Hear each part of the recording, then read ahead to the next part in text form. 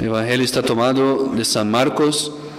En aquel tiempo fueron los fariseos y se confabularon para sorprender a Jesús en lo que hablase, para lo cual le enviaron sus discípulos juntamente con los herodianos, diciendo: Maestro, sabemos que eres veraz y que enseñas el camino de Dios según la verdad y sin consideración a quien quiera que sea, porque no miras a la calidad de las personas.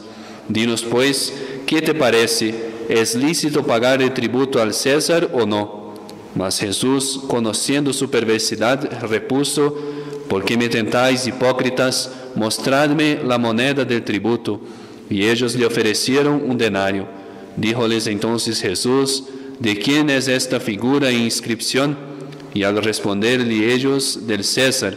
Dijo entonces Jesús: Dad pues al César lo que es del César y a Dios lo que es de Dios. En nombre del Padre, del Hijo y del Espíritu Santo.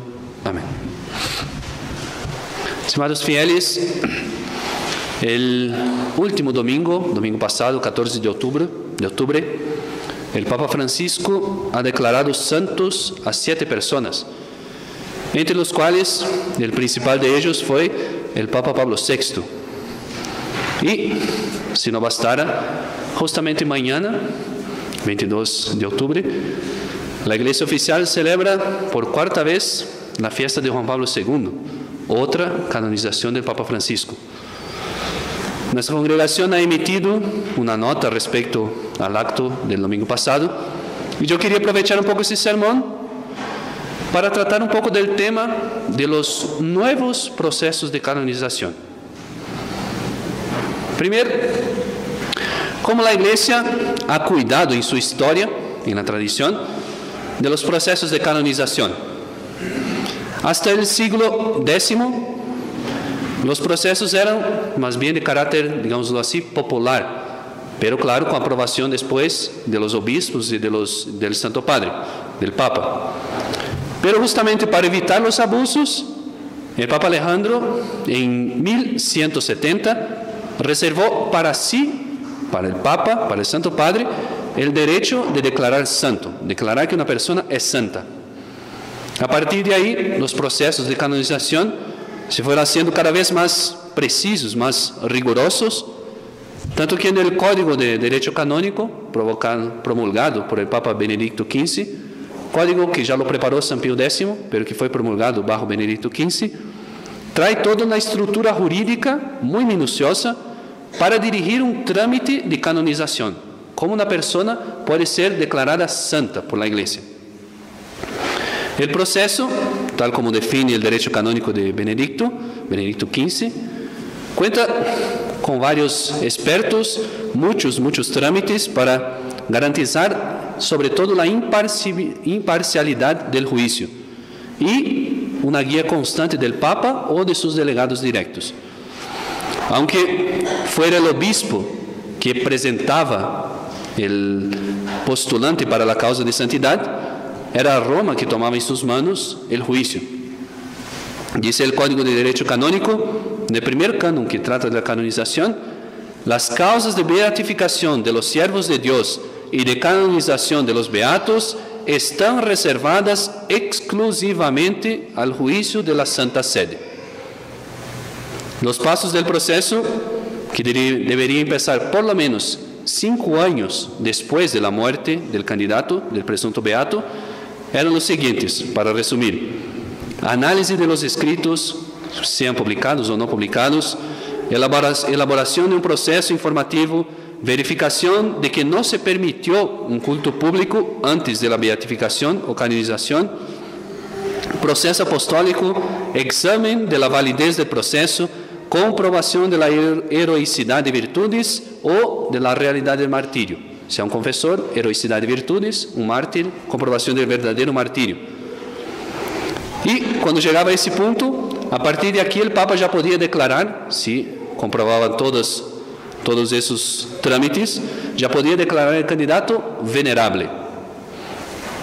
De hecho, sobre el estudio de los escritos, que es el primer paso de ese proceso, dice el Diccionario de Teología Católica: si entre los escritos que hayan sido o no publicados, se encuentra alguna doctrina heterodoxa, o sea, en contra de la doctrina verdadera, ella hace sospechosa la fe de su autor y su causa de canonización se detendrá para siempre.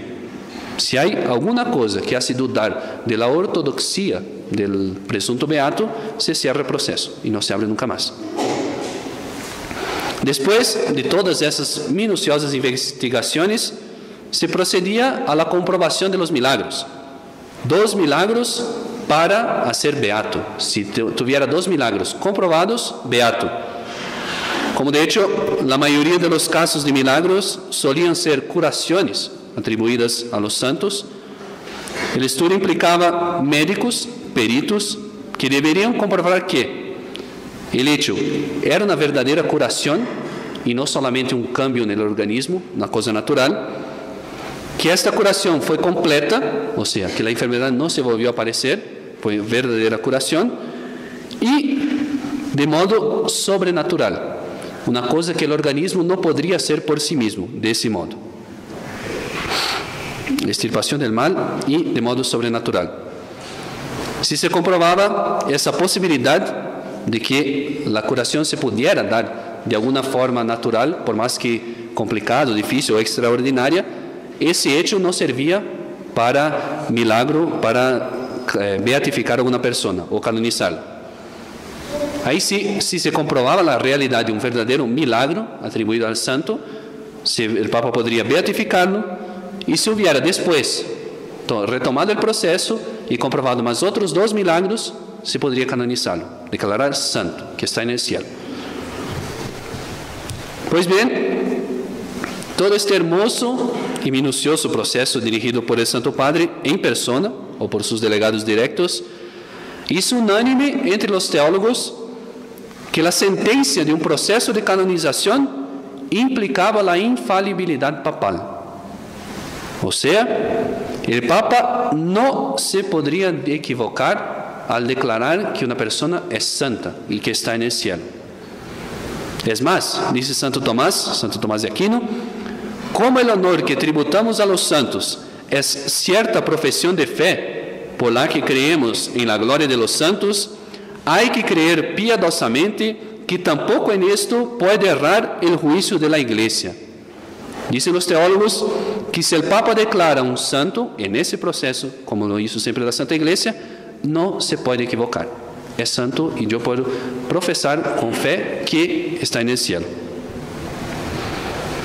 Ahora bien, todo ese riguroso proceso que hacía todo lo humanamente posible para comprobar que esa persona realmente era un héroe de virtudes o mártir, para comprobar que era un santo, un beato, antes, claro, de llevarlo a los altares, se fue haciendo, después del último concilio, del Concilio Vaticano II, cada vez más flexible. De hecho, ya Pablo VI mismo redujo la necesidad de 4 milagros. Dijo que necesitaba solo, decretó que necesitaba uno para beatificación y otro para canonización, no más 2 y 2. Después, Juan Pablo II, con el nuevo Código de Derecho Canónico, simplificó aún más el proceso y él mismo, Juan Pablo II, declaró su intención.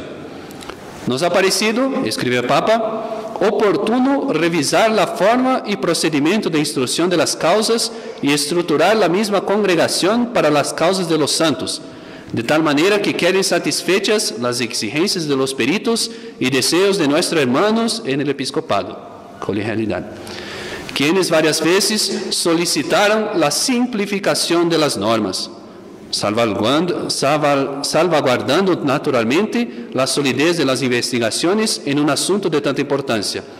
Juzgamos también a la luz de la doctrina de la colegialidad propuesta por el Concilio Vaticano II, que es muy conveniente que los mismos obispos estén más asociados a la sede apostólica en el estudio de la causa de los santos.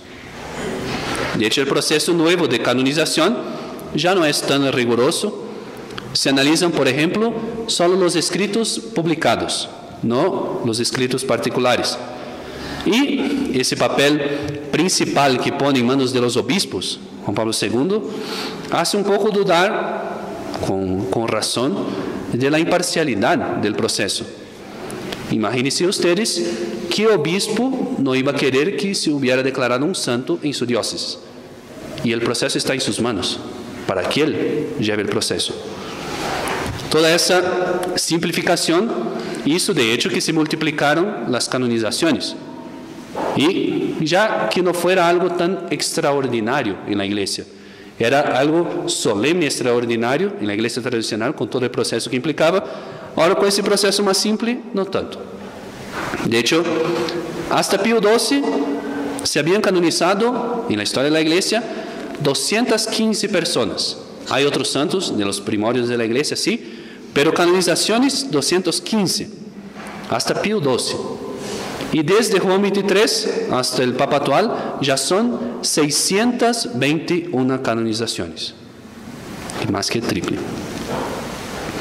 Entre esos procesos nuevos, actuales, modernos, hay personas que realmente tuvieron una vida admirable, es verdad. Pero también hay otras que uno puede dudar seriamente de la heroicidad de sus virtudes, tales como Teresa de Calcuta, José María Escrivá de Balaguer, Juan XXIII, Juan Pablo II y ahora también Pablo VI. No significa que esas personas no estén en el cielo. Dios lo sabe si se arrepintieron de sus errores antes de morir, pero que no son para ser puestas como modelos de vida, no son canonizables. Están todos ellos, esos que cité, más o menos imbuidos de los principios liberales y ecuménicos, sobre todo del Concilio Vaticano II.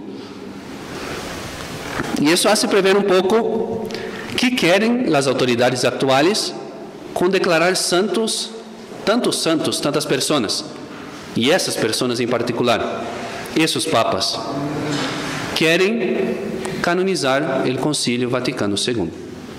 Quieren poner en los altares el último concilio.